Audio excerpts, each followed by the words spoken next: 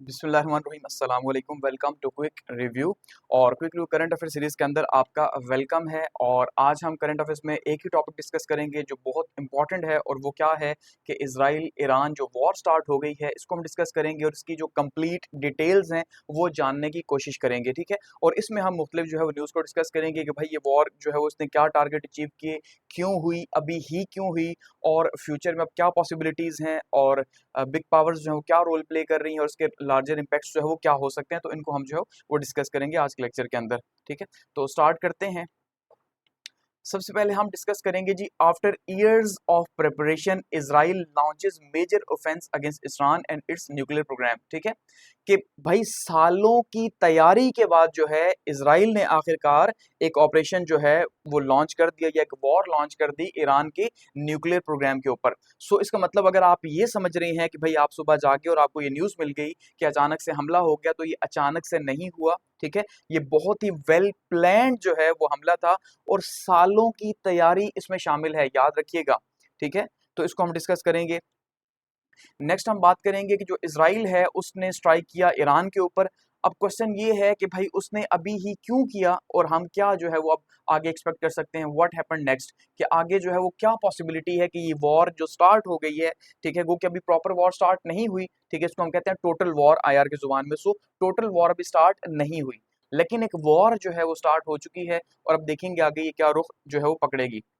Next हम बात करेंगे जी ट्रम्प साहब की, कि आपने पूरा दिन देखा सुना कि ट्रम्प साहब ने दुनिया को धोखा दिए रखा। इवन आज की बात नहीं है, बल्कि जब से ये नेगोशिएशन स्टार्ट हुई हैं तब से ही जो है, यानी ईरान और यूएस की जो नेगोशिएशंस थी वो स्टार्ट हुई, तो उस टाइम से ही धोखा दिया जा रहा था। यानी इसराइल को फुल टाइम सपोर्ट किया जा रहा है, और दूसरी साइड से दुनिया को ये बताया जा रहा है कि मैं चाहता हूं कि ईरान के साथ न्यूक्लियर डील हो जाए। ये सब का सब एक झूठ था, इसको हम डिस्कस करेंगे। और ट्रम्प साहब का ये कहना है कि एक्सीलेंट, कि इसराइल ने जो स्ट्राइक्स की हैं, इजरायली स्ट्राइक्स वो बहुत ही बेहतरीन की हैं, यानी वो उसको दाद दे रहे हैं इसराइल को कि आपने बहुत अच्छी की है एक इंटरव्यू के अंदर। जबकि दूसरी साइड से हम ये देख रहे हैं पूरा दिन ये कहा जा रहा है, इवन पाकिस्तान के न्यूज़पेपर्स आप उठाएंगे तो वहां पे भी डिस्कस किया जा रहा है कि भाई ट्रंप ये कह रहा है मेरा कोई अमल दखल नहीं है।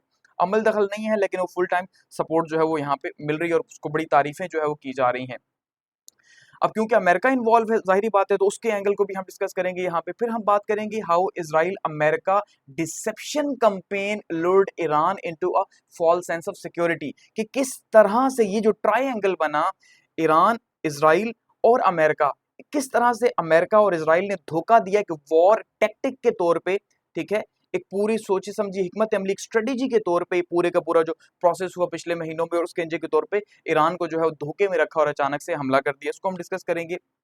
नेक्स्ट हम बात करेंगे कि मोसाद का इसमें कितना ही इंपॉर्टेंट रोल हम देखेंगे, कि क्या है कि मोसाद ने किस तरह से ये जो हमला है इसको कामयाब बनाया, या हमले की जो सारी कामयाबी का जो सहरा है वो मोसाद के सर जाता है, कि किस तरह से वो ईरान के अंदर आया, ईरान के अंदर आके कब से वो यहाँ बैठा हुआ था, कब से उसने यहाँ पे बेस बनाई यूएवीज की, यानी ड्रोन की उसने पूरी बेस बनाई, और ये अटैक करने से पहले उसने पूरी अपनी तैयारी कंप्लीट की कि भाई ईरान रिटेलिएट ना कर सके। यानी जिसको कहते हैं ना, जैसे हमारे यहाँ कुर्बानी की जाती है तो बिल्कुल हाथ पांव बांध के कि भाई बिल्कुल जानवर हिलने के काबिल ना हो, तो मुसाद ने वो काम किया, ईरान को मुकम्मल तौर पे पहले जो है वो अपने कंट्रोल में रखा, कि भाई किसी भी साइड से इसका अटैक कामयाब नहीं होना चाहिए, क्योंकि उन्हें पता था कि अगर ये आगे से रिटेलिएट करेगा तो रिस्पॉन्स खतरनाक होगा। तो इसको डिस्कस करेंगे कि मुसाद ने किस तरह से काम किया। नेक्स्ट हम बात करेंगे जो ईरान है, अब उसने आगे से ये कहा है कि बड़ी जो है वो पेनफुल फेट जो है चुनी है, और अब हम जो है वो जहन्नुम का मजा चखाएंगे। गो कि अब उन्होंने 100 ड्रोन स्ट्राइक्स किए हैं आज के दिन के अंदर, लेकिन हकीकत में वो सारे के सारे इंटरसेप्ट हो गए और उसका कोई भी नुकसान नहीं हुआ। तो फिलहाल तक ईरान ने अभी प्रॉपर कोई रिस्पॉन्स नहीं दिया, इसके ऊपर हम देख रहे हैं। ठीक है, और लास्ट में हम देखेंगे जो इजराइल ईरान है, अब सवाल ये है कि इनकी जो मिलिट्री स्ट्रेंथ है उनके ऊपर बहुत ज्यादा बातचीत की जा रही है, तो कौन ज्यादा स्ट्रॉन्गर है, इजराइल की मिलिट्री कहाँ पे खड़ी है? क्योंकि कहने को तो हम ये कहते हैं कि इजराइल की मिलिट्री स्ट्रॉन्गर है, लेकिन आपको ये हैरत की बात सुन के नहीं हैरत होगी कि ईरान की मिलिट्री इजराइल से ज्यादा स्ट्रांग है, नंबर्स की अगर हम बात करते हैं। ठीक है, उस लिहाज से तो कहाँ पे जो है वो ईरान जो है वो पीछे रह रहा है, क्या इशू है, उसको हम डिस्कस करेंगे। तो मिलिट्री स्ट्रेंथ भी हम इनके डिस्कस करेंगे। तो हमारा जो सारा लेक्चर है वो सारे का सारा ईरान और इसराइल के गिर्द घूमेगा, ताकि आपको एक ब्रॉडर प्रोस्पेक्ट समझ आए, और आपको समझ आए कि इन फ्यूचर जो है वो क्या हम एक्सपेक्ट कर रहे हैं। ठीक है, तो सबसे पहले स्टार्ट करते हैं जी। सबसे पहली जो हमारी न्यूज़ है वो क्या है कि after years of preparation Israel launches major offence against Iran and its nuclear programme, कि भाई सालों की जो है वो तैयारी की, किसने जी? इजराइल ने। अब सालों की तैयारी। अब एक बात समझिएगा, आप खुद जरा एक कॉमन सेंस सोचें कि आपको ये पता चला कि भाई सुबह 4 बजे के करीब जो है 4 AM पे क्या हुआ जी, जो इज़राइल है उसने अटैक कर दिया ईरान के ऊपर और आपने कहा अटैक हो गया। तो सवाल ये है कि ये इतना ज़्यादा प्रिसाइज़ अटैक कैसे पॉसिबल है कि जिसमें जो है वो डायरेक्टली उनके आर्मी चीफ को हिट कर दिया गया। क्या आर्मी चीफ को मारना इतना आसान है? इवन उसने तो और ज़्यादा टॉप ऑफिशियल्स मारे हैं। एक भी टॉप ऑफिशियल को, एक भी आर्मी के हेड को भी मार दिया। और रेवोल्यूशनरी कोर्प्स गार्डियन, उनके 2-2 आर्मीज़ हैं ईरान की बेसिकली ना, ठीक है? एक इस्लामिक आर्मी है जो उनके ढांचे को प्रोटेक्ट करती है, ठीक है? दूसरी जो है उनकी सोवरेनिटी को प्रोटेक्ट करती है, तो दोनों के हेड को मार दिया, ठीक है? साइंटिस्ट को मार दिया। तो ऐसा कैसे पॉसिबल है? क्या इतना आसान है किसी आर्मी चीफ को टारगेट करना? और हम ये भी नहीं कह सकते, जो हमें इमेज दी जाती है ईरान की कि भाई कुछ भी नहीं है ये वो, ऐसा हरगिज़ नहीं है। ईरान के पास बहुत ज़्यादा स्ट्रेंथ मौजूद है, याद रखिएगा, ठीक है? तो इतना आसान नहीं है, लेकिन क्योंकि इज़राइल ने इसको एग्ज़ीक्यूट इतने प्रॉपर, इतने वेल मैनर्ड अंदाज़ में किया, किस तरह से उसने जो है स्ट्रैटेजिकली चीज़ों को लेके चला, पूरा प्लान किया।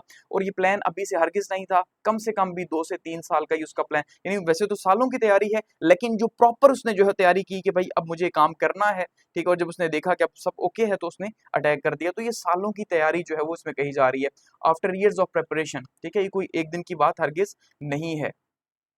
अब उसने क्या किया जी, Israel launch major offence against Iran, कि वो बार बार कह रहा था, जैसे कल मैंने जो न्यूज़ डिस्कस की थी। अब देखें, पिछले 1 महीने से मैं आपको ये बात बता रहा हूँ, मुसलसल जो यूएस और ईरान के बीच में जो बातचीत हो रही है, उसमें मैंने आपको क्या कहा था कि मैक्सिमम चांसेस यही हैं कि ये डील फेल हो जाएगी, ठीक है? और मैक्सिमम चांसेस यही है कि जो इजराइल है वो अटैक करेगा, क्योंकि हम डे टू डे न्यूज़ को फॉलो कर रहे थे और वही हुआ कि उसने अटैक कर दिया। और कल मैंने आपसे कहा था कि जो इजराइल है वो ये कह रहा है कि हम 2 से 3 दिन के अंदर अटैक करेंगे ही करेंगे, चाहे बातचीत चल रही हो, क्योंकि उसकी तैयारी जो है कंप्लीट हो चुकी थी और उसको ग्रीन सिग्नल अपनी फोर्सेस की तरफ से मिल चुका था कि यस, अब हम तैयार हैं, अब तो तुमने करना है वो करो, ठीक है? कभी रिपोर्ट्स लीक हो रही हैं कि हमला करने लगे हैं, पिछले 1 महीने से मुसलसल हम देख रहे थे ये मामला बने हुए थे।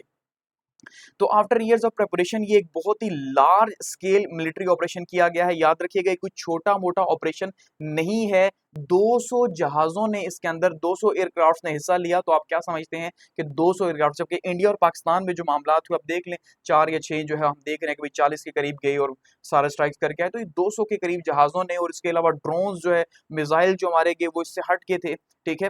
तो जो इंटरनल ऑपरेशंस हुए, कोविड ऑपरेशंस मोसाद के, वो अलग से हुए। किस तरह से उनकी बेसेस को तबाह किया गया, उनके रॉकेट मारने वाले जो लॉन्चर्स हैं उनको पहले तबाह किया गया ताकि ये हमें अटैक ना कर सकें, ठीक है? उनकी एयर बेसेस को तबाह करने की कोशिश की गई। तो बहुत ही जो है कैलकुलेटेड 100 साइट्स के ऊपर, तो ये कहना 100 साइट्स पे एक टाइम पे अटैक, प्लस जो है इतने हाई प्रोफाइल असैसिनेशन भी उन्होंने की है। तो बहुत ही वेल प्लान्ड ये पूरे का पूरा सिलसिला था और वेल प्लान्ड सिलसिला जो है इन्होंने किया, ये अचानक से हरगिज़ नहीं हुआ। और ईरान के न्यूक्लियर प्रोग्राम को जो है टारगेट किया गया। बेसिकली अब ये देखिए, एक कहने की बात है कि न्यूक्लियर प्रोग्राम, असल में वो ईरान की जो मौजूदा रेजीम है, ठीक है? ये बात समझिएगा ज़रा, जो मौजूदा हुकूमत है या जो मौजूदा ढांचा है ईरान का, इसको वो गिराना चाहते हैं। उनके लिए ये ढांचा जो है वो खतरनाक है, क्योंकि अब न्यूक्लियर फैसिलिटीज़ अगर तबाह कर दी, 10 साल बाद फिर बना ली जाएँगी, ठीक है? तो इसलिए उन्होंने एक तो कोशिश ये की कि भई हम इस रेजीम के जितने टॉप लोग हैं जो हमारे खिलाफ बैठ के साजिशें करते हैं, सब कुछ कर रहे हैं, वो साइंटिस्ट जो इन्वॉल्व हैं उनको ही जब मार देंगे, तो फिर ये इतनी आसानी से दोबारा से न्यूक्लियर वेपन्स नहीं बना सकेंगे। उन्होंने अपनी तरफ से ये कोशिश की है, बिल्कुल अपाहिज करने की इसको कोशिश की, वेल कैलकुलेटेड। और उन्होंने इसका नाम क्या दिया जी? इसको नाम दिया राइजिंग लॉयन का, ठीक है? कि भई जो है ना, उभरता हुआ शेर इसको नाम दिया उन्होंने। और ये भी एक बहुत ही स्ट्रेटेजिक नेम है। ज़ाहिर-सी बात, अब आप देख रहे हैं इज़राइल जिस तरह से बेखौफ होके अब पूरी मिडल ईस्ट को कंट्रोल करने की कोशिश कर रहा है, तो वो यही बता रहा है कि भई बहुत हो गया, अब मैं पीछे रहा हूँ और अब मैं उभर के सामने आ रहा हूँ एक शेर की तरह, और अब सारा कंट्रोल मेरा ही होगा, ठीक है? उसने एयर स्ट्राइक्स की हैं न्यूक्लियर फैसिलिटीज़ के ऊपर, जहाँ-जहाँ पे जो है वो 100 के करीब साइट्स थी, मिसाइल बेसेस के ऊपर की हैं और की लीडरशिप को भी किया। नॉर्मली ऐसा नहीं होता, हमेशा से जैसे हम देखते हैं ना मिलिट्री बेसिस को, जब जैसे इंडिया और पाकिस्तान का भी हुआ तो यही कोशिश की गई। अब ऐसा नहीं है कि पाकिस्तान ने कोशिश की उनके आर्मी चीफ को या उनके हेडक्वार्टर को टारगेट करने की, लेकिन उन्होंने एक वाइडर लेवल के ऊपर जो है ये बहुत ही बड़ा ऑपरेशन जो है उन्होंने किया है। तो अब यहाँ पे ये पॉइंट ऑफ नो रिटर्न इसे कहा जा रहा है इजराइल की तरफ से पॉइंट। और इजराइल को, अब देखिए इजराइल ये कह रहा है कि ये पॉइंट ऑफ नो रिटर्न है। इसका मतलब क्या है? इसका मतलब ये है कि जब आप स्ट्रेटेजिक स्टडीज पढ़ते हैं ना, तो स्ट्रेटेजिक स्टडीज में वॉर की जो टेक्टिक्स हैं ये बहुत इंपॉर्टेंट होती हैं कि दुश्मन को कैसे गिराया जाए। देखिए 2 तरीके हैं दुश्मन को गिराने के। पहला तो ये है कि आप एक वीक स्ट्राइक करें और वीक स्ट्राइक के बाद दुश्मन को मजीद गुस्सा भी आए और वो संभले भी, और संभलने के बाद फिर वो आपको किसी भी सूरत नहीं छोड़ेगा। ठीक है, ये वीक स्ट्राइक होती है। जैसे कि इंडिया ने वीक स्ट्राइक की और उस वीक स्ट्राइक का जवाब पाकिस्तान ने आगे से गुस्से में दिया और उसके नतीजे के तौर पर कितनी तबाही इंडिया की। ऐसा ही है। लेकिन दूसरी क्या है कि जो स्ट्रेटेजिकली अगर हम देखेंगे, टेक्टिकली देखेंगे, तो आपको हमेशा जो फर्स्ट स्ट्राइक है वो एक पावरफुल स्ट्राइक करनी होती है। जब आप पावरफुल स्ट्राइक करते हैं, वेल कैलकुलेटेड स्ट्राइक करते हैं, तो दुश्मन पजल हो जाता है, साइकोलॉजिकली वो हार जाता है जंग। ठीक है, आपने अगर पहली बात जो है ना, जब आप तय कर लेते हैं कि आपने जंग करनी है, तो फिर आप हमेशा बहुत ही पावरफुल स्ट्राइक कर रहे होते हैं। आप फिर जो है ना दिमाग के साथ खेल रहे होते हैं सारे का सारा। तो उन्होंने क्या किया, उन्हें पता था कि अगर उन्होंने जो है वो अगर एक वीक स्ट्राइक की जैसे पहले उन्होंने की थी, ठीक है, तो उनका रिस्पांस शायद ईरान का जो रिस्पांस आएगा वो बर्दाश्त न कर सके। इसलिए उनको पता था कि उन्होंने कहाँ-कहाँ किस तरह से करना है, पूरा प्लान उनके पास मौजूद था, पूरा प्रॉपर्ली उन्होंने एग्जीक्यूट किया और प्रॉपर्ली जो है किस तरह से इतनी टॉप लेवल की लीडरशिप। आप सोचें हमारे मुल्क के अंदर किस तरह का कोई हादसा हो जाए, खुदा ना करे, ठीक है, कि इस तरह से न्यूक्लियर साइट्स को और इतने बड़े-बड़े ऑफिशियल्स को अगर जो है वो एक ही दिन के अंदर असैसिनेट कर दिया जाए, तो क्या जो है वो मुल्क के हालात बनेंगे, साइकोलॉजिकली क्या जो है फैक्टर्स आएँगे। तो ईरान इस टाइम पे शदीद आप समझ लें कि खौफज़दा है, ठीक है, क्योंकि इतनी बुरी तरह से हिट करने की कोशिश की गई है। और इज़राइल को पता था कि जब ये हिट करेगा तो ये पॉइंट ऑफ नो रिटर्न ही होगा, कि यहाँ से वापसी नहीं है। उसने चांस भी नहीं छोड़ा वापसी का, यानी इसका मतलब अगर वो कमजोर अटैक करता तो फिर तो वापसी होती, कि फिर तो जंग छिड़ती। लेकिन उसने अपनी तरफ से कोशिश की कि ईरान दोबारा से मेरे ऊपर कम से कम एक पावरफुल अटैक ना कर सके। उसे ये पता है कि अटैक करेगा लेकिन पावरफुल नहीं कर सकता। तो ये सारे का सारा सालों की प्लानिंग के साथ हुआ, और ये टॉप के उनके मिलिट्री जनरल और रेवोल्यूशनरी गार्ड के जनरल, और इवन यहाँ तक कि उनके जो जो है वो पूरा असले का जो न्यूक्लियर सिस्टम जो था जिसके जिनके अंडर था, उनको उन्होंने जो है वो किल कर दिया। टॉप लीडरशिप को उन्होंने मारा, साथ में साइंटिस्ट को उन्होंने जो है वो शहीद कर दिया। तो उन्होंने चुन के, हालांकि गो के ये ईरान की तरफ से भी कहा जाता है कि भाई वो सब एक जगह पे इकट्ठे क्यों थे, किस लिए मीटिंग्स कर रहे थे, लेकिन क्योंकि शायद ये मैसेज नहीं था कि वो इस तरह भी कर सकते हैं, क्योंकि मैसेज यही था कि वो न्यूक्लियर साइट्स के ऊपर अटैक कर सकते हैं पॉसिबली। ठीक है, और ईरान ने कल ही कहा था कि उन्हें एक दोस्त मुल्क ने बता दिया, शायद रशिया के, जैसे मैंने आपको बताया था कि भाई रशिया की तरफ से कहा गया कि वो उसको ये कंफर्म था कि ऐसा हो सकता है। ठीक है, तो इसलिए उसने बता दिया था, तो ईरान को आइडिया था। तो ये शायद इनकी भी लापरवाही और इंटेलिजेंस का फेलियर है कि इतना बड़ा ऑपरेशन मोसाद उनके मुल्क के अंदर करता रहा, लेकिन उन्हें आइडिया नहीं हो सका, और इस तरह से एक साथ जो है इतने जनरल्स जो है वो आपने देखा कितना नुकसान हुआ। तो ये जो स्ट्राइक्स हैं इन्होंने हैवी डैमेज किया, ठीक है, ईरान के अंदर, और खास करके नेटैज का जो न्यूक्लियर एनरिचमेंट फैसिलिटी है, ये सबसे बड़ा सेंटर था इनका। इसकी उन्होंने पिक्चर्स वगैरह भी जो है वो इशू की हैं, मॉर्निंग में भी और अब इवनिंग में भी काफी ज्यादा वहां पे उन्होंने तबाही मचाई है। इसके अलावा ये कहा जा रहा है जो सिविलियन जो साइट्स है जहाँ पे बॉम्ब या फैक्ट्रीज वगैरह बनी हुई थी, वहां पे भी उन्होंने जो है उन साइट्स के ऊपर भी किया। तो यहाँ पे यूरेनियम का प्रोग्राम चल रहा था, यानी यूरेनियम एनरिचमेंट का, और ये कहा जा रहा था कि भाई ये कम से कम 20 एटम बम बना सकता था ईरान, इतनी इसके पास जो है वो कैपेसिटी थी। तो उसको टारगेट जो है उन्होंने किया। ठीक है, और हाई रैंकिंग ऑफिशियल्स को भी साथ में जो है उसने किल किया, जिसके अंदर हम ये देख रहे हैं भाई कि उनके जो इस्लामिक रेवोल्यूशनरी गार्ड के कॉर्प्स जो है उनके कमांडर को, हुसैन सुलेमानी को जो है वो शहीद कर दिया। अब जरा समझिएगा, ईरान का जो ढांचा है वो थोड़ा डिफरेंट है दुनिया के बाकी मुल्कों से। ईरान के अंदर दो तरह की मिलिट्री होती है, ठीक है, एक वो मिलिट्री है जो उनकी नॉर्मल, जैसे हमारी मिलिट्री है, ठीक है, एक मिलिट्री है नॉर्मल जो कि उनकी सोवरेनिटी या आप ये कह लें सरहदों की हिफाजत करती है, वो फौज है उनकी। दूसरी वो फौज है जो उनकी आइडियोलॉजी की प्रोटेक्शन करती है, जो ये उनका ढांचा है इमाम का, उसके नीचे सुप्रीम जो उनकी कौंसिल है उसका, ठीक है, तो ये उस इस्लामिक ढांचे को प्रोटेक्ट करती है कि भाई हो सकता है ना, क्योंकि नॉर्मली तो मिलिट्री के अंदर से ही लोग निकलते हैं और मार्शल लॉ लगा दिया, कुछ भी कर दिया। तो अलग अलग से उन्होंने दो फोर्सेस बनाई हुई थी, ठीक है, तो उन्होंने दोनों फोर्सेस के हेड को टारगेट कर दिया, आर्मी चीफ को भी और रेवोल्यूशनरी गार्ड जो उनकी आइडियोलॉजी को प्रोटेक्ट करते थे उनको भी जो है उन्होंने टारगेट किया। ठीक है, और बहुत सारे न्यूक्लियर साइंटिस्ट जो है उनको भी उन्होंने जो है वो टारगेट किया है। अब बेसिकली उन्होंने जो उनकी थ्योरोक्रेसी थी, यानी जो मजहबी एक ढांचा था, उसको गिराने की कोशिश की है, और उन्हें सबसे ज्यादा प्रॉब्लम ही ये है कि भाई ये जो मजहबी ढांचा है ये बहुत ज्यादा जो है वो हमारे लिए खतरा है, या खतरा बना रहा सालों से, और ईरान का जितना भी एटॉमिक प्रोग्राम था वो सारा इसराइल के खिलाफ ही बेसिकली खड़ा हुआ था।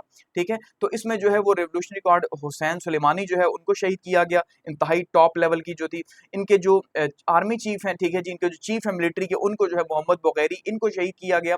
और इसके अलावा इनके जो खातमुल अंबिया जो सेंटर हेडक्वार्टर है, ठीक है, गुलाम अली राशिद जो है, इनको भी शहीद किया गया, और ये भी बहुत ही इंपॉर्टेंट शख्सियत थे, और बहुत ज्यादा जो है वो कंट्रोल खास करके मिलिट्री साइट्स वगैरह का इनके पास था। तो बहुत ही इंपॉर्टेंट लोगों को इन्होंने जो है वो असैसिनेट किया एक झटके के अंदर, याद रखिएगा, जो ऑपरेशनल लेवल पे थे, गो के इन्होंने इमाम खमेनी यानी आप ये कह लें कि उनके जो पॉलिटिकल लीडर्स थे उनको नहीं छेड़ा, ठीक है। तो इनके उस ढांचे को जो है इन्होंने वहां पे टारगेट किया।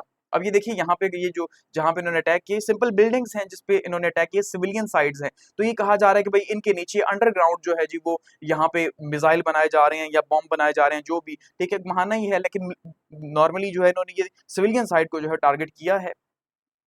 अब इसराइल ने इसकी सालों जो है वो तैयारी की है और बार बार वो वार्निंग भी देता रहा कि मैं ऐसा करूंगा, और उसने फ्राइडे की सुबह जो है वो बताया जा रहा है जी 3 बजे, सुबह 3 बजे उसने ऑपरेशन शुरू किया। और ये बताया जा रहा है टोटल 8 मिनट के अंदर उसने जो है, ऐसा नहीं 8 मिनट के अंदर वॉर खत्म कर दी, लेकिन 8 मिनट में उसने जो है जितने भी इसके टारगेट्स थे उसको हिट कर दिया। 8 मिनट के अंदर इतनी ज्यादा उसकी पावर जो है वो मौजूद थी, ठीक है। कि जहाज जब उड़े, उन्होंने शाम से जो है गुजरे, जाहिर बात है इराक से गुजरे, तो एक पूरा जो है शोर हुआ, देखा गया कि भाई क्या जो है वो हो रहा है। न्यूक्लियर साइट्स को, मिलिट्री फैसिलिटीज को, मिसाइल बेसिस को और सीनियर लीडरशिप को जो है वो यहाँ पे टारगेट किया गया है। और ये बहुत ही प्रिसाइज और प्रिएम्प्टिव स्ट्राइक्स थी, ठीक है, कि बहुत ही कैलकुलेटेड, जैसे पाकिस्तान ने जो है वो की थी इंडिया के ऊपर, तो बिल्कुल वैसे ही है कि भाई बिल्कुल कैलकुलेटेड जो है कहाँ पे आपको करना है, आपको आइडिया है कि किस जगह पे आपने करना है, उसका क्या जो है वो रिजल्ट आ सकता है, ठीक है। और सुबह के 3 बजे जो है वो की गई, और 200 इजराइल एयरफोर्स जो है उसके एयरक्राफ्ट इसके अंदर इन्वॉल्व थे, और 313 म्यूनिशंस जो हैं वो बेसिकली उन्होंने ड्रॉप किए, यानी 313 उन्होंने ऊपर से बॉम्ब गिराए हैं, आप अंदाजा कर लें, ठीक है, फर्स्ट स्ट्राइक के अंदर। उसके बाद तो उन्होंने दोबारा भी दिन 12 बजे फिर से उन्होंने स्ट्राइक की। ऐसा नहीं है कि भाई उन्होंने एक वॉर की, उन्होंने ये कहा कि हम कम से कम 2 हफ्ते ये वॉर चलेगी, नेतन्याहू का ये कहना है, लेकिन ये कम से कम 2 हफ्ते के चांसेस नहीं है, ये उससे भी ज्यादा, क्योंकि 2 साल तो हिजबुल्लाह को नहीं खत्म कर सके, तो 2 हफ्ते में ये वॉर कैसे खत्म होगी? ईरान की तो बहुत बड़ी स्ट्रेंथ है, ठीक है। तो ये वॉर अभी लंबी चलनी है, लेकिन उन्होंने खुद से कहा कि भाई अगर हमें ना रोका जाए तो हम जो सिर्फ स्ट्राइक करें उनकी बेसिस के ऊपर, या जहां पे उन्होंने यूरेनियम रखी हुई है, तो हमें 2 हफ्ते लग जाएंगे, तो ईरान बैठा रहेगा, इसका मतलब ये है। तो ऐसा हरगिज नहीं होने लगा। और 100 से ज्यादा टारगेट्स जो है वो उन्होंने यहाँ पे हिट किया उनको, 200 जहाजों के साथ 330 बॉम्ब गिराए उन्होंने और 100 से ज्यादा टारगेट्स को हिट किया।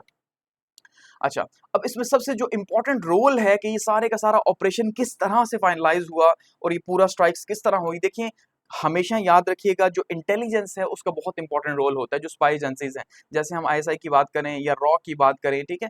तो ये वॉर सारी की सारी जो है वो इनके ऊपर डिपेंड करती है कि कितनी एक्यूरेट इन्फॉर्मेशन आपके पास मौजूद है। अगर आपके पास इन्फॉर्मेशन ही नहीं है तो अब वो जमाना तो है नहीं कि आपने जो है वो मुंह उठा के तो तलवारों से लड़ना स्टार्ट कर दिया।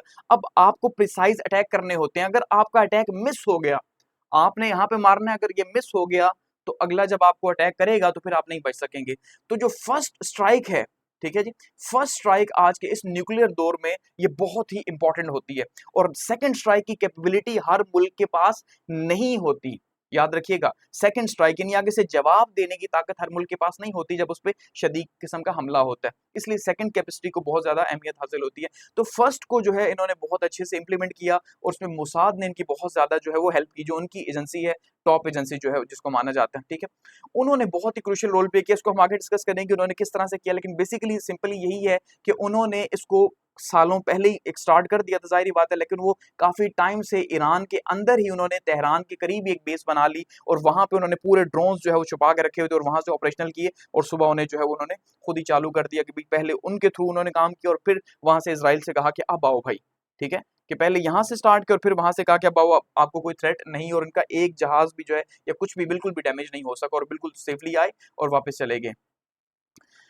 इज़राइल की जो प्रिपरेशन है, अगर उसकी रिटेलिएशन की बात करें तो इज़राइल तो ज़ाहिर बात है पहले से ही कर रहा था, तो आईडीएफ जो है उनकी जो डिफेंस फोर्सेस हैं ये मिल के काम कर रही थी मुसाद के साथ, ठीक है। मुसाद ने यहाँ से उनके जितने भी रॉकेट लॉन्चर थे उनको तबाह कर दिया, ठीक है, मुसाद ने। इसके अलावा जो उनकी एयर बेसिस थी उनके ऊपर अटैक किया, और वो तमाम चीजें, सेटेलाइट या रेडार सिस्टम जो कि उनको डिटेक्ट करके, यानी इजरायली जहाजों को डिटेक्ट करके, उनके मिसाइल सिस्टम को डिटेक्ट करके वहां टारगेट कर सकता था, उस सब को ईरान के अंदर से ही टारगेट कर दिया, क्योंकि अदरवाइज ईरान के अंदर, इजराइल और ईरान में काफी ज्यादा होता है डिस्टेंस है, ठीक है।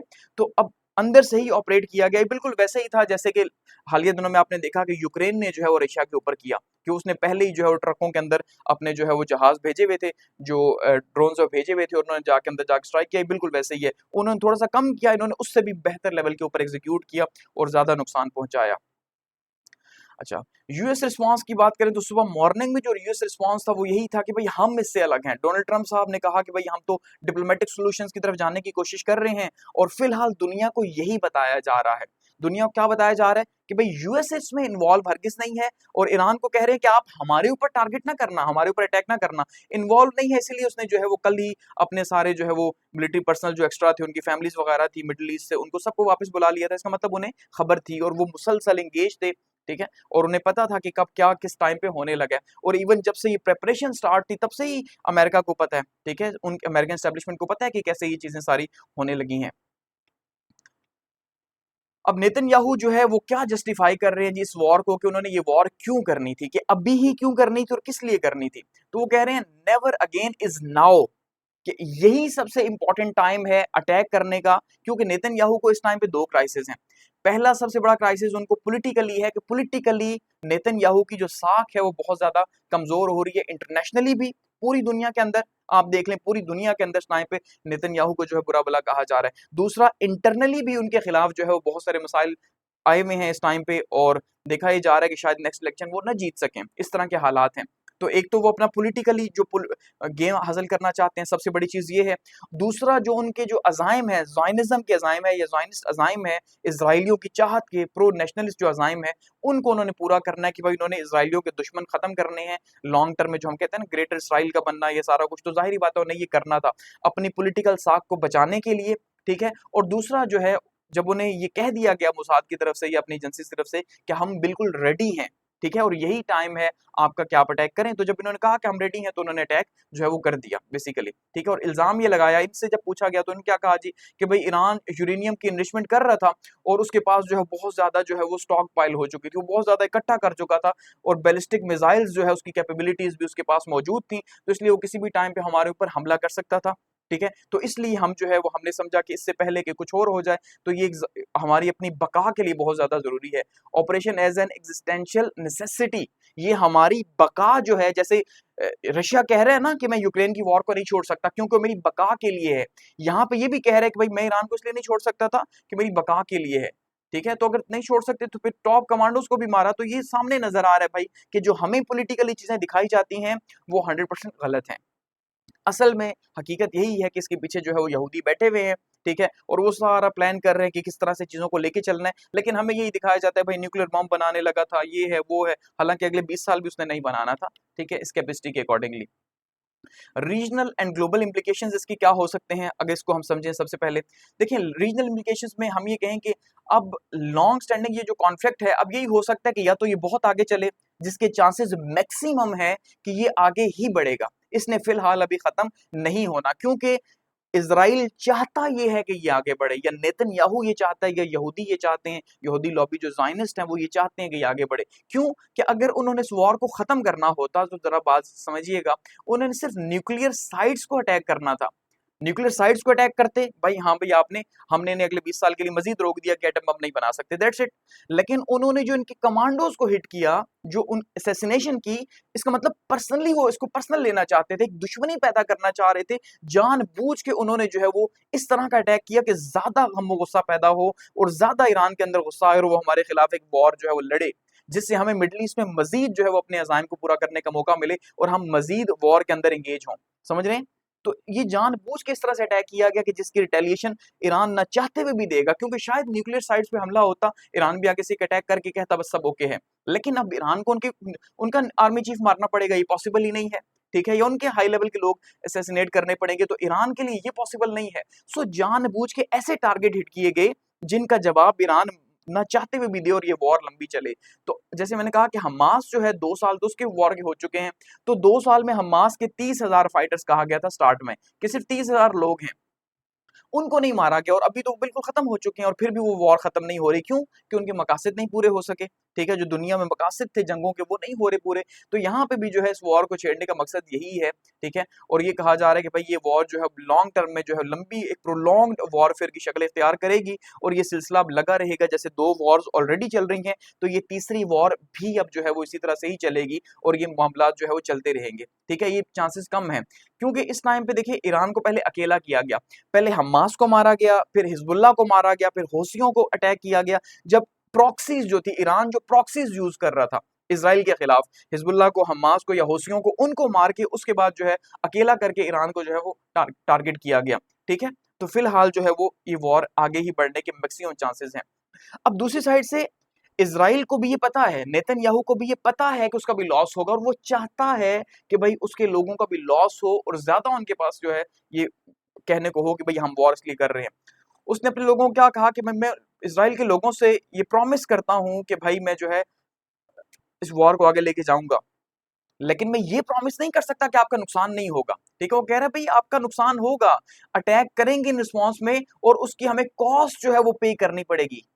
हमें अपनी बका की कीमत चुकानी पड़ेगी, इसलिए जो है लॉन्ग टर्म के अंदर हम ये काम कर रहे हैं, लेकिन शॉर्ट टर्म में हमें नुकसान होगा। इसका मतलब उसे पता है कि इज़राइल ईरान जो है वो आगे से रिटेलिएट करेगा और उसको नुकसान होगा, लेकिन वो अपने लोगों को मेंटली तैयार कर रहा है कि भई अब हमने तो जाना नहीं है। जैसे वहाँ पे ज़ेलेंस्की साहब जंगें लड़ते रहे, यहाँ प्यूटन लड़ते रहे और यहाँ पे नेतन्याहू लड़ते रहे और बस शॉर्ट टर्म में इलेक्शंस जीतते रहे। इलेक्शंस तो अब दुनिया के अंदर वैसे ही एक बहाना है, ठीक है? और ये सिलसिला बस एंगेज हुआ रहे और यही लीडर्स सदा बैठे हुए दुनिया को तबाह करते रहे, ठीक है?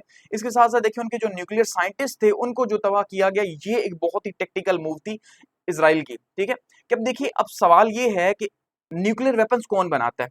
न्यूक्लियर वेपन्स लैब्स के अंदर बनते हैं, रिसर्च के साथ बनते हैं, लेकिन जब अब जैसे हमारे डॉक्टर कदीर साहब थे, अगर वो बनाने से पहले ही उनको कुछ हो जाता, तो फिर ये पॉसिबल होता कि आज हमारे पास जो बम है।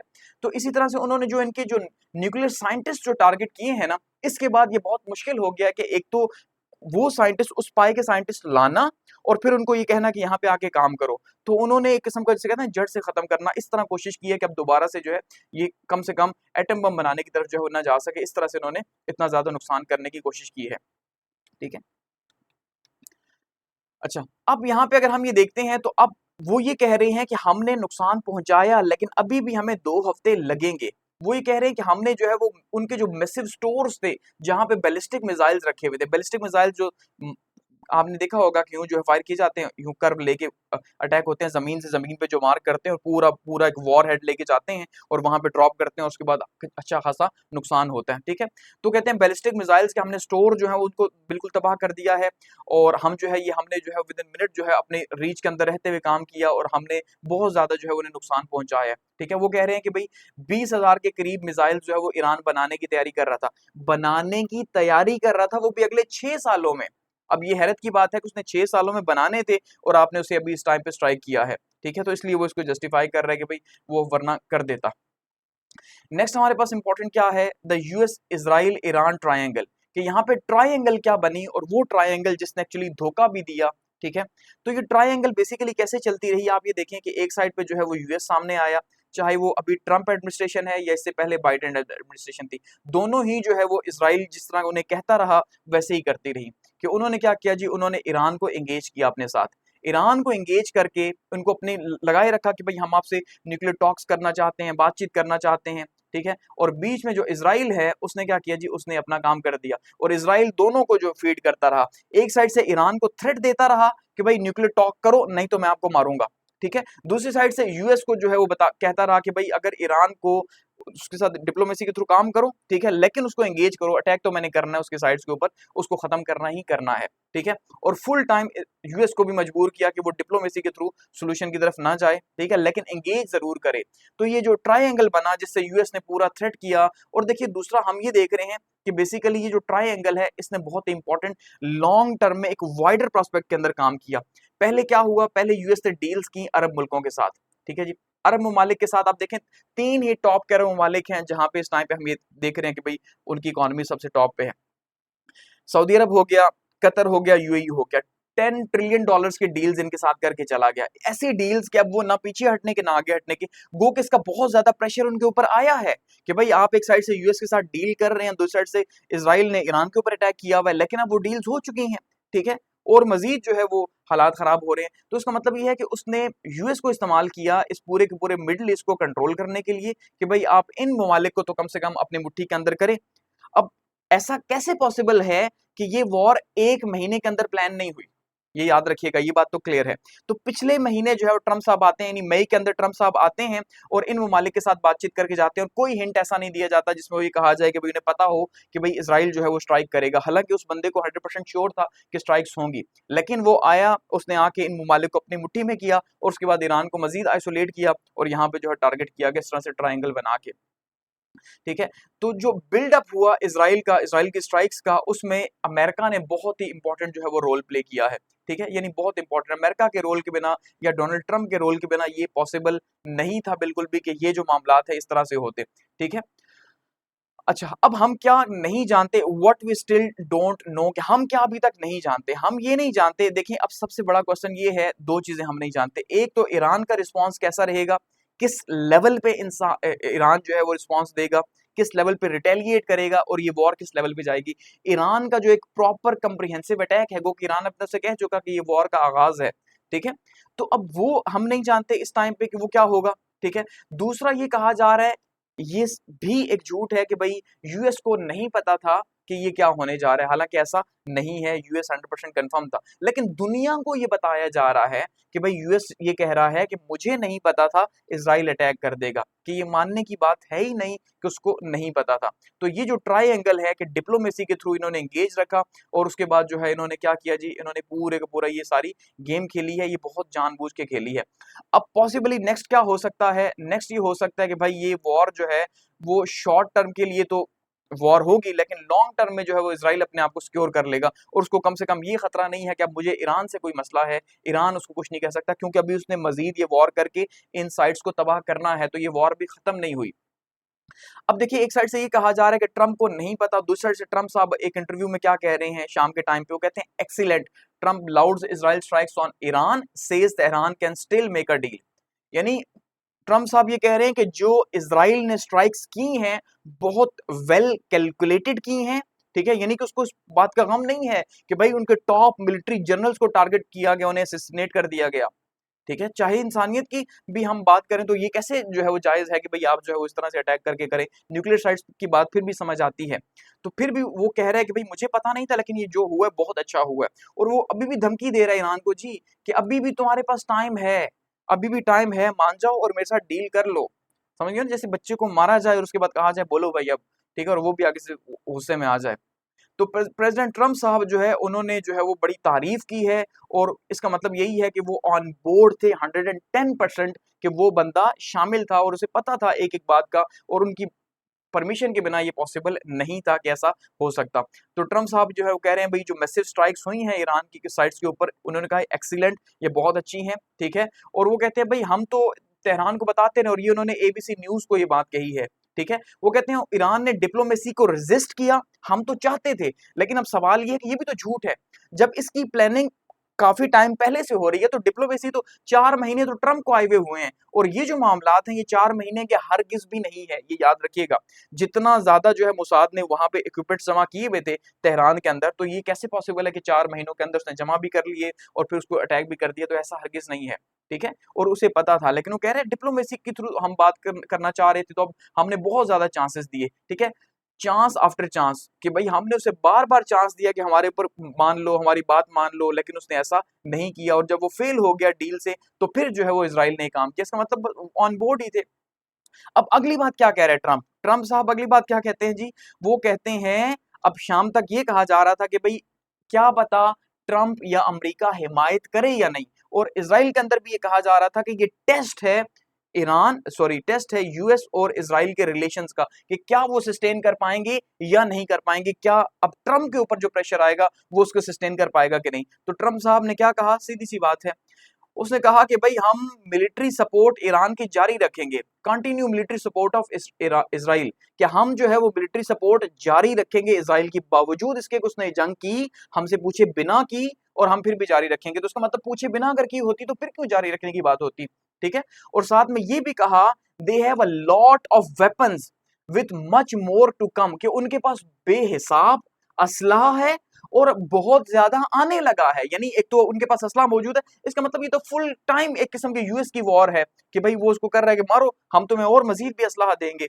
तो फिर हम कैसे कह सकते हो नहीं पता। और साथ में वो क्या कह रहे हैं जी, and they know how to use it, कि इस असले का इस्तेमाल कैसे करना है ये भी इसराइल को पता है, कि भाई कहां कहां, जैसे उसने असैसिनेट किया जिस असले से उसे पता था कि उसने किस असले के लिए असैसिनेशन को इस्तेमाल करना है, तो उसका मतलब ये जो कर रहा है वो सही कर रहा है, ट्रंप ये कह रहा है।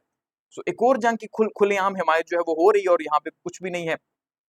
और कहा यह जा रहा है भाई कि क्योंकि जो है वो स्ट्राइक्स हुई हैं और जो ट्रम्प साहब है अभी भी सजेस्ट कर रहे हैं, ठीक है, कि सेकंड चांस दिया जा रहा है ईरान को नेगोशिएशंस का, कि आओ अब टेबल पे आ जाओ और बात कर लो। लेकिन दूसरी साइड से ही कहा जा रहा है कि ईरान ने जो है वो बातचीत अब खत्म कर दी है, ठीक है। ईरान ने जो है वो कहा है कि जो नेक्स्ट राउंड होने लगा था संडे को, अब हम वो नहीं करेंगे क्योंकि मकसद ये खत्म हो गया, ठीक है। इजराइल के जो न्यूक्लियर साइट्स हैं वो ही जब तबाह कर दी गई हैं, तो अब क्या जो है किस चीज की बातचीत हो। तो ट्रम्प फिर भी कह रहे हैं कि हम जो है वो कोशिश कर रहे हैं कि भाई हम जो है वो उसको एक सेकंड चांस भी दें। तो असल में ये सारे का सारा जिसको हम कहते हैं ना, हमें पढ़ाया जाता है आइडियोलॉजी के अंदर कि भाई बेसिकली यही यहूदियत है और ये पूरी दुनिया के, तो इसमें भी जो है ना ये नेतन्याहू ने ऑलरेडी ये बात की भी है, होलोकॉस्ट का जिक्र किया। How an Israeli-American deception campaign lured Iran into a false sense of security। कि सबसे इंपॉर्टेंट चीज क्या है कि ये डिसेप्शन थी, ये धोखा था इसराइल का और अमेरिका का। ये जो ट्रायंगल बना जिसकी हम बात कर रहे हैं कि एक साइड से यूएस जो है उसने फुल टाइम एंगेज रखा ईरान को, ठीक है, और उसे ये बताते रहे कि भाई हम तो बातचीत कर रहे हैं, अभी आपके ऊपर अटैक नहीं होगा, अभी जब तक हम बातचीत का रिजल्ट नहीं निकालेंगे। देखिए 90% दुनिया को ये श्योर था कि जब तक ट्रंप ये नहीं कहेगा कि ये टॉक्स फेल हो गई हैं, तब तक इजराइल अटैक नहीं करेगा। ऐसा ही है, तो ईरान भी यही समझ रहा था कि भाई जब तक हमारी बातचीत चल रही है, क्योंकि ईरान भी इंगेज ही करना चाह रहा था ना, कि जब तक बातचीत चल रही है एटलीस्ट तब तक जो है हम पे अटैक नहीं किया जाएगा। तो इसका मतलब ये है कि जो इस टाइम पे अमेरिका है उसने पपेट के तौर पे इसराइल के काम किया, और इसराइल ने जैसा उसे कहा कि भाई तुम एंगेज करो उसे, उसने एंगेज किया ताकि जो है इसकी तवज्जो हटाई जाए और हम उसके पीछे जो अपनी तैयारियां हैं वो कंप्लीट कर लें। तो ये एक धोखाधही की वॉर हुई, एक साइकोलॉजिकल वॉर लड़ी गई है और एक पूरा प्रॉपर प्लान के तहत लड़ी गई है कि जिस धोखे के नतीजे के तौर पे जो है वो ये सारा का सारा प्रॉब्लम हुआ, ठीक है, कि किस तरह से इसको एग्जीक्यूट किया गया। इसराइल और यूएस जो है इन्होंने पूरा डेलिबरेटली जो है वो मिस इन्फॉर्मेशन कंपेन चलाई, ठीक है, डेलिबरेटली मिस इन्फॉर्मेशन कंपेन।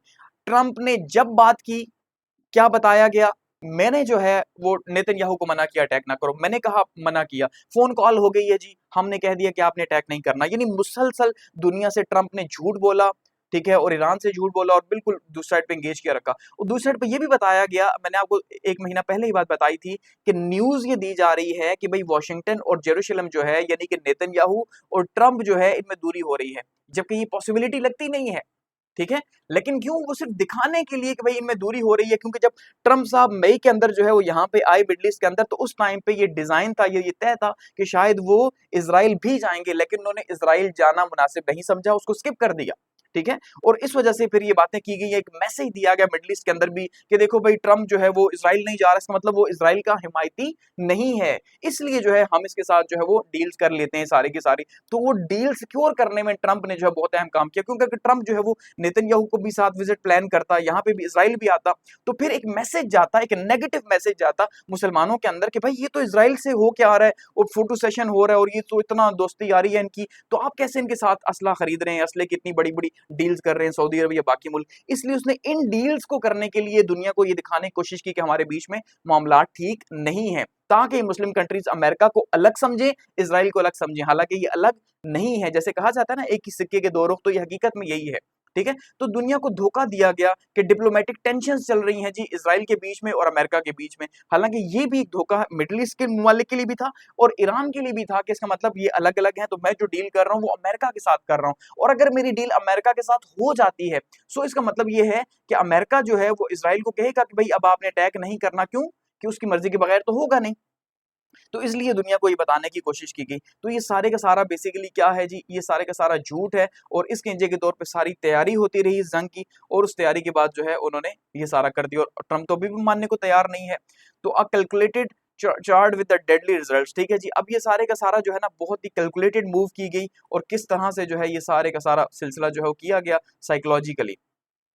अब हम अगर हम बात करें मोसाद की, कि मोसाद ने जो है वो क्या किया, तो Mossad setup drone basis in Iran, उसने ड्रोन बेसिस ईरान के अंदर सेट की, ठीक है, और उसके बाद उस बेस को सेट करके वहां पे अपने ड्रोन्स जो है वो भेजे, और उसने ओवरनाइट जो है वो ऑपरेशन सबसे पहले स्टार्ट किया, और उसने जो है ये सारे का सारा मामला जो है इसको 90% या 100% आप ये कह लें, 100% से भी ज्यादा इवन कामयाबी हुई है, इतनी टॉप लेवल की असैसिनेशन हो गई है, ठीक है। तो ये कोविड जो है वो इंफ्रास्ट्रक्चर बेसिकली जो है खुफिया इंफ्रास्ट्रक्चर बनाया गया था, जिसने एक रास्ता बनाया, pave the way for strikes, कि उसने एक रास्ता बनाया स्ट्राइक्स के लिए कि आप हमला कर सकते हैं, ठीक है। तो अब यहाँ पे क्या कहा जाए, मोसाद जो है उसने क्या किया, मोसाद ने बेसिकली ईरान के अंदर जाके, ठीक है, इसराइल के सक्सेस का बहुत ही इंपॉर्टेंट रोल प्ले किया, खास करके राइजिंग लाइन में, यानी ये जो ऑपरेशन हुआ इसके अंदर उस इंटेलिजेंस एजेंसी ने स्टैब्लिश किया वहां पे एक सीक्रेट ड्रोन बेस तेहरान के नजदीक ही, तेहरान जो उनका कैपिटल है उसके नजदीक इतना अंदर जाके उसने वहां पे एक ड्रोन बेस सेट की, ठीक है। उसने क्या किया जी, एक्टिवेट किया उस ड्रोन को, इससे पहले, यानी जो अटैक हुआ 4 बजे उससे पहले उसने जो है वो क्या किया जी, एक्टिवेट किया और डिस्ट्रॉय किया ईरानियन मिसाइल लॉन्चर्स को। यानी अभी वहां से इजराइल से कोई अटैक नहीं हुआ था स्टार्ट में, याद रखिएगा, सुबह 3 बजे वो पहले अटैक जो है इजराइल यहाँ पे ईरान के अंदर से किया गया, मुसाद की तरफ से किया गया। और जो यहाँ के रॉकेट लॉन्चर्स थे, क्योंकि जाहिर बात है जब वहां से रॉकेट लॉन्चर्स आने थे या जहाज आने थे खास करके, तो उन एयरक्राफ्ट को यहाँ से रॉकेट्स के थ्रू हिट किया जाना था, लेकिन जब रॉकेट्स को आपने उन रॉकेट लॉन्चर्स को तबाह कर दिया तो फिर कैसे हिट किया जाएगा। तो इसलिए ये काम पहले इन्होंने जो बेस बनाई हुई थी उसके थ्रू किया, ठीक है। साथ में इन्होंने क्या किया जी, इन्होंने स्मगल किया हुआ था बहुत ही ज्यादा जो है वो एडवांस सिस्टम, वेपन सिस्टम जो है वो इन्होंने स्मगल किया हुआ था गाड़ियों के थ्रू, ठीक है। और यहाँ पे इन्होंने क्या किया जी, कमांडोज भी अपने डिप्लॉय किए हुए थे, ठीक है, अपने कमांडोज भी मुसाद ने डिप्लॉय किए हुए थे जो यहाँ पे पूरा ऑपरेशन कर रहे थे, और जिन्होंने क्या किया जी, न्यूट्रलाइज किया एयर डिफेंस सिस्टम को, कि ईरान का जो एयर डिफेंस सिस्टम था जिसने आगे से रिटेलिएट करना था उसको पहले से ही इन्होंने न्यूट्रलाइज कर दिया। इससे क्या हुआ, Israeli jets could operate freely, कि वो पूरे घूमे 100 साइट्स के ऊपर। 100 साइट्स पे घूमना आसान नहीं है, और ऐसा भी पॉसिबल नहीं हो सकता कि 100 साइट्स एक साथ ही हों और ये कहा जाए कि ये सारी की सारी 100 साइट्स जहां पे हम न्यूक्लियर वेपन्स बना रहे हैं और कोई भी आके अटैक कर जाए। ये 100 साइट्स ईरान के अंदर फैली हुई थी मुख्तलिफ, जैसे पाकिस्तान के अंदर हो तो कोई जो है वो पंजाब के अंदर हो, कोई पंजाब के एक कोने में, कोई दूसरे में, कोई केपी के एक कोने, कोई दूसरे में, कोई सिंध में, तो इस तरह से ये फैली हुई थी, ठीक है। तो हर जगह पे वो गए, फ्रीली घूमे, क्योंकि अब इन्होंने ये सिस्टम इनका तबाह कर दिया, मुसाद के जो ड्रोन्स थे, अब उसके बाद जो है उन्हें इशू ही नहीं हुआ। तो ये जो डिफेंस फोर्सेज हैं और मुसाद जो है इनका ये मुश्तरका ऑपरेशन रहा बेसिकली, जिसमें इंतहाई एडवांस टेक्नोलॉजी को जो है वो यूज किया गया है, ठीक है। और ये कोवर्ट इन्फिल्ट्रेशन की गई है, जिस तरह से घुसपैठिए हुए और ये सारे का सारा जो है इन्होंने ईरान के निज़ाम को जो है वो अपाहिज करके रख दिया, उसकी न्यूक्लियर कैपेबिलिटीज को नुकसान पहुंचाया, इस तरह से इस ऑपरेशन को किया गया, ठीक है। ये तो ईरान इसराइल की तरफ से था। अब ईरान क्या कह रहा है जी, ईरान कह रहा है कि भाई बहुत ही पेनफुल किस्मत की जो है वो उसने चुनी है इसराइल ने अपने लिए, और 100 के करीब ड्रोन जो है वो मारे हैं, जिसमें से कहा जा रहा है कि भाई इसराइल की तरफ से कि एक भी जो है वो नीचे नहीं आया, सबको इंटरसेप्ट कर लिया गया। तो ईरान ने जो है वो इनिशियल जो है रिटेलिएशन की है, आपको पता है उन्होंने मीटिंग बिठाई, नए आर्मी चीफ की है, क्योंकि जाहिर बात है जिस तरह का अटैक था इससे एकदम से संभलना पॉसिबल था ही नहीं, और ईरान के लिए इतना आसान हरगिज नहीं होगा कि अब वो संभले, क्योंकि आर्मी चीफ जो टॉप लेवल के डिसीजन मेकर्स थे अब वो चले गए।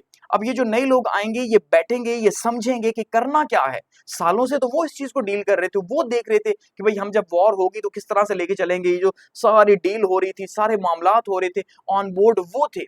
अब वो ही नहीं रहे तो पीछे की सेकंड इन कमांड जो है अब वो इसको पहले समझेगी, देखेगी, स्टडी करेगी, उसके बाद इसके ऊपर रिस्पांस जनरेट करेगी। इतना आसान तो नहीं है रिस्पांस जनरेट करना, ठीक है। तो इसलिए जो है उन्होंने जो एक स्टार्ट में कर दिया कि भाई देखो हमारे पास कुछ तो है, उन्होंने स्टार्ट में जो है 100 ड्रोन्स जो है मार दिए, एक जैसे बस मार देते हैं कि ठीक है भाई हम प्रिसाइज अटैक करेंगे, लेकिन बाद में, और उसको जो है उन्होंने फिर क्या किया जी, सबके सबको उन्होंने हैंडल कर लिया और वो एक भी कोई नुकसान नहीं हो सका, ठीक है। तो कोई भी जो है नीचे नहीं पहुंचा, उनके सारा जो है वो वहीं पे हवा के अंदर उसको खत्म कर दिया गया। तो फिलहाल यानी ईरान की तरफ से कोई भी पावरफुल अभी तक जो है वो रिस्पांस नहीं दिया जा सका, हम ये देख रहे हैं, और शायद उसको आज रात को दिया जा सके, अब पूरे दिन आज तो स्टडी होती रही, अब देखते हैं। लेकिन आप ये उम्मीद हरगिज ना रखिएगा कि जंग शॉर्ट है, खत्म हो जाएगी, ये मुसलसल अब इसी तरह से लगी रहेगी। अब वहां से इसराइल ने आना है, ठीक है, और मुसलसल इनको एंगेज करना है, इन्होंने आगे से एंगेज करना है, तो ये सिलसिला चलता रहेगा। लेकिन अब सबसे बड़ा क्वेश्चन ये है कि ईरान और इसराइल की जो मिलिट्री स्ट्रेंथ है वो क्या है, कितनी मिलिट्री स्ट्रेंथ है, क्योंकि देखिए बताया ही जाता है कि ईरान के हालात तो बहुत बुरे हैं जी, ईरान के पास कुछ भी नहीं है, ईरान तो बस गया, यही बताया जाता है हमें ना, लेकिन ऐसा हरगिज नहीं है, याद रखिएगा। और दूसरे से ये कहा जाता है जी इसराइल के पास बहुत पावर है, इसमें कोई शक नहीं कि इसराइल के पास है, और आज तक इसराइल की जो एक्चुअल पावर है, ठीक है, एक्चुअल पावर किसी को भी आइडिया नहीं हो सकी, क्योंकि उसके पास एटम बम भी मौजूद है, लेकिन उसने अभी तक अपने आप को लिस्ट नहीं करवाया हुआ, इसलिए कि उसे फिर बताना पड़ेगा कि क्या कितना है कितना नहीं है। गो की एजेंसीज बताती हैं, ठीक है, इंटरनेशनल इंस्टीट्यूट्स बताते हैं, लेकिन वो सब फेक है। ईरान ने अभी तक अपनी असल स्ट्रेंथ इसराइल ने जो है वो नहीं दिखाई दुनिया को, और जानबूझ के नहीं दिखाई, याद रखिएगा। तो जो मिलिट्री बैलेंस की अगर हम बात करते हैं 2023 के अकॉर्डिंगली, जो रिपोर्ट है, ठीक है, यूनाइटेड किंगडम बेस्ड जो इंटरनेशनल इंस्टीट्यूट है, ये थिंक टैंक है बेसिकली स्ट्रेटेजिक स्टडीज का, इसकी रिपोर्ट है, ये क्या बताती है इसको हम देखते हैं, आपको आइडिया हो जाएगा कितनी स्ट्रेंथ है दोनों की। लेकिन इसराइल की स्ट्रेंथ पे आपने हरगिज नहीं जाना, तो जो सामने सामने उसने दिखाई हुई है। ईरान की बात करें तो ईरान के पास जो एक्टिव पर्सनल्स हैं, यानी उसके पास जो एक्टिव फोर्स है, वो है 6,10,000 की, तकरीबन पाकिस्तान के आसपास ही है, यानी पाकिस्तान की भी 6.5 पौने 7 लाख है। तो इतनी ही जो है वो ईरान की भी फौज है 6,10,000 की। इसराइल की अगर हम बात करते हैं तो इसराइल की एक्टिव फोर्स कितनी है जी, 1,69,500, यानी 1,70,000। तो 1,70,000 वर्सेज 6,10,000, ठीक है। तो आने वाले वक्त जैसे हम कहते हैं टेक्नोलॉजी की वॉर्स, उसमें तो लोगों की जरूरत ही नहीं है, तो लोगों की पावर्स का कोई फायदा नहीं है सिवाय इसके कि आप सैलरीज देते रहें और अपने मुल्क का बर्डन बढ़ाते रहें, ठीक है। तो बेसिकली यहाँ पे 6 लाख की फौज है और यहाँ पे 1,25,00,000 की फौज है। अच्छा, ये एक्टिव है। उसमें अगर हम देखते हैं तो 3,50,000 जो है वो आर्मी के हैं, ठीक है। और यहाँ पे अगर हम आर्मी के देखते हैं तो 1,26,000 हैं। इसी तरह से ईरान के अगर हम देखते हैं तो 1,90,000 जो है वो उनकी रेवोल्यूशनरी कॉर्प्स गार्ड की है, यानी दूसरी जो उनकी फौज है वो उसके हैं, ठीक है, यहाँ पे। और 18,000 जो है वो उनके नेवी के हैं, 37,000 जो है वो उनके एयरफोर्स के हैं, और 15,000 जो है वो एयर डिफेंस के हैं इनके, ठीक है। और एडिशनल जो इनकी फौज है वो तकरीबन 3.5 लाख की है, जो रिजर्व आर्मी है, कि भाई 18 साल से ऊपर का कोई भी जवान है तो उसको जो जंग की जरूरत होगी तो वो लड़ेगा, ठीक है। वो 3,50,000 है। दूसरी साइड से इसराइल की बात करें तो इनकी जो आर्मी है वो 9,500 है, ठीक है। और यहाँ पे आर्मी 1,90,000 है ईरान की। कितना बड़ा डिफरेंस आप देखें जरा। नेवी इनकी कितनी है, 34,000 है, ठीक है। और एयरफोर्स जो है, सॉरी, 1,26,000 आर्मी, 9,500 नेवी, और 34,000 जो है वो इनकी एयरफोर्स है, ठीक है। और जो इनकी रिजर्व आर्मी है वो है 4,65,000। ईरान से भी बड़ी है, कि हर जो बंदा है, जो 18 साल का लड़का या लड़की है, ठीक है, इससे ऊपर के लिए वो कंपलसरी मिलिट्री ट्रेनिंग है, जब भी जरूरत आएगी तो वो लड़ेगा, जो हमारा भुट्टो साहब के जमाने में था, ठीक है। तो ये उस तरह का जो है वो सिस्टम है यहाँ पे, ठीक है। नॉर्थ कोरिया में जैसे आप देखते हैं कि पूरा मुल्क की मिलिट्री बना हुआ है, ये तो नंबर ऑफ सोल्जर्स की है कि उनके जो सिपाही हैं उनकी तादाद क्या है। अब मिलिट्री स्पेंडिंग्स की अगर हम बात करें कि उन मिलिट्री का खर्चा जो है वो कितना है, तो Stockholm International Peace Research के अकॉर्डिंगली जो है, ये अप्रैल 2024 की रिपोर्ट है, कि जो ईरान है इसकी जो स्पेंडिंग है वो $10.3 बिलियन है 2023 के अकॉर्डिंगली, यानी 10.3 अरब डॉलर जो है वो खर्च करता है, और 0.6% जो है इसने बढ़ाया था 2023 के मुकाबले में। अब अगर हम इसराइल की बात करें तो इसराइल की स्पेंडिंग है 27.5, 27.5 अरब डॉलर जो है। तो यहाँ पे कितना ज्यादा डिफरेंस है, मल्टीप्लाई बाय 2 जो है आप 3 कर ले तो ये आएगा। तो इतना ज्यादा स्पेंडिंग है, जाहिर बात है, फिर उतना ही ज्यादा एडवांस भी होना है, उतना ही ज्यादा जो है उसको यूज भी करना है, ठीक है। ग्राउंड फोर्सेस की अगर हम बात करते हैं तो ईरान के अगर हम देखें 2023 का ये बैलेंस है, तो 10,513 बैटल टैंक्स हैं, ठीक है जी, जो टैंक होते हैं, तो 10,513 टैंक हैं। अगर यहाँ पे हम देखें इसराइल के पास तो 400 बैटल टैंक्स हैं, यानी इसका मतलब सिर्फ 400 वर्सेस 10,500। तो ईरान की यहाँ पे कैपेबिलिटी ज्यादा है। इसी तरह से अगर आर्टिलरी गन्स की बात करते हैं, ठीक है, वो है 6,798 इनके पास, और 530 सिर्फ आर्टिलरी गन्स जो हैं वो जो इसकी तरह होते हैं जिससे मिसाइल फेंका जाता है, ठीक है। तो वो 6,798 ईरान के पास है, और सिर्फ 530 जो है वो किसके पास है जी, इसराइल के पास। कितनी कम है उस लिहाज से। 640 जो है वो आर्मर्ड पर्सनल कैरियर हैं, ठीक है। और यहाँ पे जो है यानी गाड़ियों सिपाही जिस पे जाते हैं, और यहाँ पे 1190 जो है इनके पास है, ठीक है। तो इस लिहाज से यहाँ पे इनके पास ज्यादा है। और आर्मी की अगर हम बात करें तो आर्मी के पास 50 हेलीकॉप्टर्स हैं, और जो रेवोल्यूशनरी कॉर्प्स गार्ड है उनके पास 5 हेलीकॉप्टर है, उसमें जाहिर बात है ज्यादा है। एयरफोर्स की अगर हम बात करते हैं तो ईरान जो है, अगर उसकी बात करें तो एयरफोर्स में 332 जो है वो कैपेबल एयरक्राफ्ट्स हैं, 332 के करीब। जबकि अगर इसराइल की बात करें तो 345 के करीब जो है वो हैं। तो इसमें इसराइल थोड़ा सा आगे है, लेकिन फिर भी तकरीबन कहीं ना कहीं बैलेंस ही है, 312 और 345। अच्छा, रेवोल्यूशनरी गार्ड्स की अगर बात करें तो 23 इनके पास भी मौजूद हैं। तो तकरीबन अगर 23 इनके हो गए और 32 इनके हो गए तो ये तकरीबन सेम सेम ही बन रहा है, कि जो एयरफोर्स के जहाज हैं इनके वो बराबर ही हैं दोनों मुल्कों के पास, ठीक है। और 43 अटैक हेलीकॉप्टर्स हैं इसराइल के पास, और 50 जो है वो इनके पास मौजूद हैं, और 5 इनके रेवोल्यूशनरी गार्ड के पास मौजूद हैं। तो ईरान की स्ट्रेंथ हमें थोड़ी ज्यादा नजर आ रही है उस लिहाज से अगर हम बात करें। सिर्फ ये फर्क होगा, जाहिर बात है, ईरान के पास इतना एडवांस हरगिज नहीं होगा। अब दो लोगों के पास गन है, एक के पास मशीन गन है और एक के पास नॉर्मल गन है, तो जमीन आसमान का फर्क है, ठीक है। तो यही है कि है तो है, तो फर्क बहुत ज्यादा है उनके एडवांसमेंट का। नेवी की अगर हम बात करें, और आपको पता है कि ईरान तो खुद असलाह नहीं बनाता, वो तो या तो ज्यादातर रशिया से ले रहा है, ठीक है, या फिर चाइना से ले रहा है। और इस जंग में भी इन दोनों ने ही जो है उसकी हिमायत की है, लेकिन ये भी ऐसा नहीं है कि जंग में कूदेंगे और उसकी सपोर्ट करेंगे, ऐसी उम्मीद आपने नहीं रखनी, ये अपने मसले मसाइल में लगे हुए हैं। तो ज्यादा असला तो इन ममालिक का है, जबकि इसराइल की तो अपनी कंपनी बनाती है। एक तो सबसे ज्यादा वो अमेरिका से जैसे F-35 जो है वो ले रहा है, वो तो अमेरिका दे रहा है उसे, और किसी मुल्क के पास नहीं है, चाइना के पास है। तो दूसरा इसकी अपनी जो कंपनी है IAI जो है, जिसकी सेल्स टॉप पे गई हुई है, ठीक है, और कतर की भी डील उससे हुई है कि वो भी खरीदेगा। तो ईरान जो है, अगर नेवी की बात करें तो 17 टेक्टिकल सबमरीन्स हैं, ठीक है, और यहाँ पे इनकी सबमरीन्स जो है वो 5 हैं। तो इसका मतलब ये यहाँ पे भी ईरान के पास ज्यादा है, लेकिन अल्टीमेटली वो हरगिज नहीं होंगी जो इसराइल के पास है। 68 जो है वो पेट्रोल है, और यहाँ पे 49 पेट्रोल है, ठीक है। अच्छा, इसके अलावा 7 जो है कॉर्वेटल्स हैं, और ये 12 जो है वो लैंडिंग शिप्स हैं, ठीक है, और 11 लैंडिंग एयरक्राफ्ट्स हैं, 18 जो है वो लॉजिस्टिक्स हैं। उस लिहाज से ईरान के पास नेवल पावर भी ज्यादा है, ठीक है, लेकिन जो इसराइल है उसके पास नेवल पावर ज्यादा नहीं है। और उसका एक सिंपल सा रीजन क्या हो सकता है कि ईरान को पता है कि उसकी नेवल पावर जो है उसको रखनी है, क्योंकि उसकी समंदर ज्यादा लगता है ईरान के साथ, ठीक है, और इसराइल के साथ कम है। और दूसरा, इसराइल को साइड से थ्रेट भी नहीं है, क्योंकि अमेरिका जो प्रोटेक्ट करता है। अच्छा, नेक्स्ट अगर देखें एयर डिफेंस सिस्टम की, ये सबसे इंपॉर्टेंट है, ठीक है। जो एयर डिफेंस सिस्टम है, आज के टाइम पे आपको अंदाजा हो गया, पाक इंडिया की जो वॉर हुई है 4 दिन की, तो आपको अंदाजा हो चुका है बेसिकली कि भाई एयर डिफेंस सिस्टम और एयर फोर्स का ही सबसे इंपॉर्टेंट रोल रहता है, ठीक है। तो एयर डिफेंस सिस्टम में अगर इसराइल की बात करें, तो इसराइल जो है उसके पास आयरन डोम है, ठीक है जी। वैसे तो 3 सिस्टम है, लेकिन सबसे मेजर जो नाम लिया जाता है वो आयरन डोम का है, कि उसके पास है, कि वो क्या करता है, वो इंटरसेप्ट करता है जब भी कोई मिसाइल आता है, ठीक है, और उसके बाद उसको देखता है, अगर वो ज्यादा नुकसान पहुंचाता है तो उसको हवा के अंदर ही जो है ब्लास्ट किया जाता है, लेकिन अगर वो नुकसान नहीं पहुंचाता तो उसको किसी खाली एरिया के ऊपर जो है वो लैंड करने दिया जाता है, ठीक है। और उस लिहाज से अगर हम देखते हैं तो इनके पास जो है वो काफी एडवांस सिस्टम है, यानी कि एयर डिफेंस का सिस्टम पूरी दुनिया के अंदर सबसे एडवांस सिस्टम्स में से एक जो है वो इसराइल के पास मौजूद है, ठीक है। अच्छा, इसके अलावा अगर हम देखते हैं तो 10 आयरन डूम जो है वो इसराइल के पास मौजूद हैं। 10 आयरन डूम्स की बैटरीज मौजूद है, जो डिफरेंट प्लेसेस के ऊपर इंस्टॉल की हुई है, कि किसी भी साइड से कोई आए तो वो जो है जवाब दे उसका। इसराइल खुद ही छोटा सा है, ठीक है, तो उसका जवाब दे सकता है उसको। और ये मीडियम रेंज खास करके जो है उसको जो है वो डिटेक्ट करता है, या लॉन्ग रेंज को करता है। उसके बाद डेविड शेलिंग है, एक दूसरा सिस्टम भी है डेविड शेलिंग का, जो कि शॉर्ट रेंज के जो है वो मिसाइल्स को इंटरसेप्ट करता है, 40 किलोमीटर से लेके 300 किलोमीटर तक के। और सबसे खतरनाक जो इनके पास है वो है एरो सिस्टम। ये जो एरो सिस्टम है, ये लॉन्ग रेंज के मिसाइल को, जो 2400 किलोमीटर तक की रेंज के, उनको जो है टारगेट कर रहा होता है, ठीक है। तो सिर्फ ऐसा नहीं है कि सिर्फ सिंगल आयरन डूम है, आयरन डूम है, उसके बाद डेविड श्लिंग है, और उसके बाद जो है वो एरो सिस्टम है। तो इनका जो डिफेंस सिस्टम है वो काफी ज्यादा है। अब ये देखिए आयरन डूम, जिसकी पूरी दुनिया में हम शोर सुनते हैं कि भाई बहुत अच्छा है। अब ये दुश्मन का जो है वो एक आपको नजर आ रहा है मिसाइल है, ठीक है। ये आयरन डूम, एक पूरा डूम का मतलब एक गुंबद बना देता है वो, ठीक है, एक गुंबद बना देता है। अब यहाँ से ये पूरे का पूरा इनका जो है रेडार सिस्टम है, जिसने डिटेक्ट कर लिया कि भाई एक मिसाइल आ रहा है इसराइल की तरफ, ठीक है। उसके बाद इसने क्या किया जी, कंट्रोल सेंटर के अंदर ये देखा कि भाई ये कितना, किस कैपेबिलिटी का है, इसकी ताकत क्या है।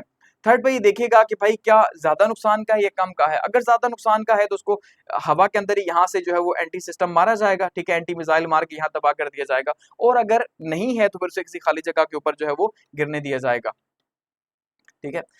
अब ईरान की अगर बात करें एयर डिफेंस सिस्टम की, तो फरवरी के अंदर ही ईरान ने जो है वो डिप्लॉय किए हैं शॉर्ट रेंज के और लो एल्टीट्यूड के ऊपर जो है अराक्षी जो है, ये इन्होंने कुछ सिस्टम लॉन्च किया, जिसका मतलब है थंडरबोल्ट, ठीक है। और ये जो सिस्टम इन्होंने लॉन्च किया है, ये बेसिकली रशियन सिस्टम ये कहा जा रहा है कि उन्होंने जो है वो यहाँ पे किया है। इसके अलावा चाइनीज भी इनके पास मौजूद है।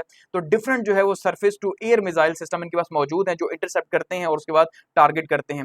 42 long range Russian manufactured S-200 S-300 system इनके पास मौजूद है। इसके बाद लोकल बेवर 377 373 भी इनके पास मौजूद है। 59 मीडियम रेंज USMIM जो है 23 हॉक, ये भी इनके पास मौजूद है। ये डिफेंस सिस्टम है सारा जो रोकता है।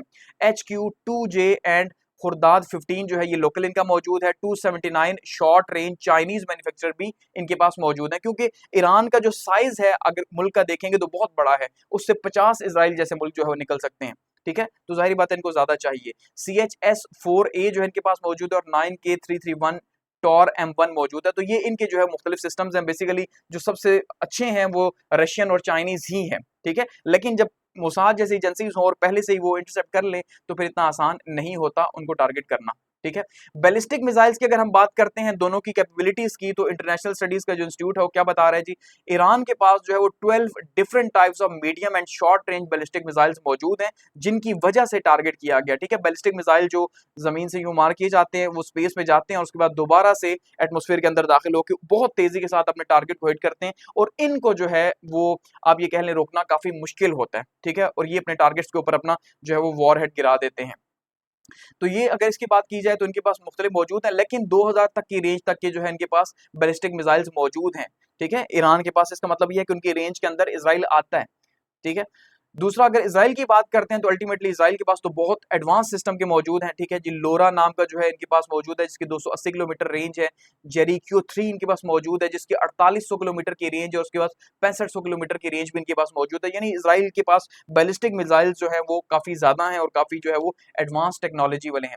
न्यूक्लियर कैपेबिलिटीज की बात करें तो अल्टीमेटली जो है वो ईरान के पास तो कुछ भी नहीं है उस लिहाज से, वो बना रहा था, लेकिन इसराइल के पास मौजूद है 90 न्यूक्लियर वॉर हेड्स जो है वो मौजूद हैं। जैसे पाकिस्तान के पास 170 हैं और इंडिया के पास 172 हैं। ठीक है, रशिया के पास तकरीबन 5000 से ज्यादा हैं। तो इस तरह से 90 जो है न्यूक्लियर वॉरहेड्स मौजूद है, उनकी स्टॉक पाइल मौजूद है। जबकि अगर ईरान की बात करते हैं तो ईरान जो है उसने 2000 में एक फतवा दिया था आयतुल्लाह खमेनी ने कि भाई जो एटम बम वगैरह है ये हम नहीं बनाएंगे, क्योंकि इस्लाम में ये हराम है। जाहिर बात है, इंसानों को, बेगुनाह इंसानों को ही आप मारते हैं उससे ना, तो वो हराम है, तो इसलिए उन्होंने नहीं बनाया। लेकिन फिर उन्होंने जो है वो अपनी पॉलिसी चेंज की और उन्होंने कोशिश की कि हम एक जो है वो बनाएं। ठीक है, इस फतवे की वजह से उन्होंने नहीं बनाया। तो दूसरी साइड से देखें, उन्होंने तो खुद ही फतवा दे के मना कर दिया, लेकिन अब जब इन्हें एहसास हो रहा है कि भाई ऐसा नहीं है, अगर हमने बनाया होता तो एक्चुअली में आज जो है ऐसा ना होता, क्योंकि पिछले 50 साल की मेहनत, ईरान में 1979 में रेवोल्यूशन आया। ठीक है, उसके बाद से, और ये रेवोल्यूशन एंटी वेस्ट था, अमेरिका की जो है वो नफरत में ये रेवोल्यूशन आया। तो इसका मतलब ये है कि 50 सालों में ईरान ने कुछ भी हासिल नहीं किया, सिवाय इसके कि अपने लोगों को उसने तकलीफ दी, और उसने एटम बम भी नहीं बनाया, कुछ भी नहीं बना सका, और उसके बाद आखिर में क्या हुआ कि आखिर में उन्होंने तबाह भी कर दिया। तो एक तरह से एक बहुत, आप ये कह लें, एक सिंपैथी है ईरान के साथ कि उसके साथ जो भी हुआ ऐसा नहीं होना चाहिए था, उसे बनाना चाहिए था, ताकि कम से कम जो है वो आज इसराइल जैसे ममालिक का मुकाबला कर सकता। तो हकीकत यही है। तो ईरान के पास जो है वो न्यूक्लियर फैसिलिटीज मौजूद थी इससे पहले तक, जिनको अब तबाह किया जा रहा है, और यही सबसे बड़ी जो है वो जंग की वजह है बेसिकली। तो ईरान, आप ये कह लें कि एक तरह से जंग में आपको नजर आ रहा है कि वो शिकस्त खा रहा है।